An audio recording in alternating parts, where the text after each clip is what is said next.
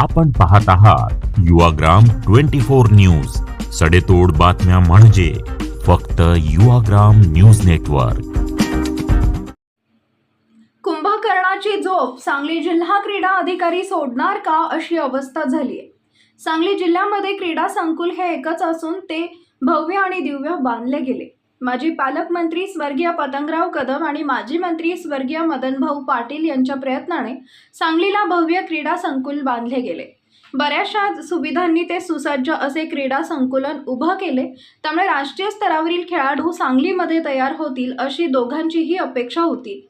तसे खेळाडूही बनत चालले, परंतु यानंतर जिल्हा क्रीडा अधिकारी यांना झोप आलेली दिसते. ते एवढे झोपले आहेत की पगाराच्या दिवशीच जिल्हा क्रीडा अधिकारी उठतात पगार घेण्यापुरते, मग लगेच झोपी जातात. त्यांचे कार्य कोणते हे आजही खेळाडूंना समजून येत नाही. कोरोनाच्या काळात क्रीडा संकुलन जिल्हा परिषदेला देण्यात आले. कोविड हॉस्पिटल करण्यासाठी या हॉलमध्ये बराचसा खर्च करून त्यांची मोडतोड करण्यात आली. पण आता कोरोना सुद्धा संपून क्रीडा अधिकारी आपले क्रीडा संकुल त्यांच्याकडून घेण्या एवढीही तरतूद करता येईना झाली आहे.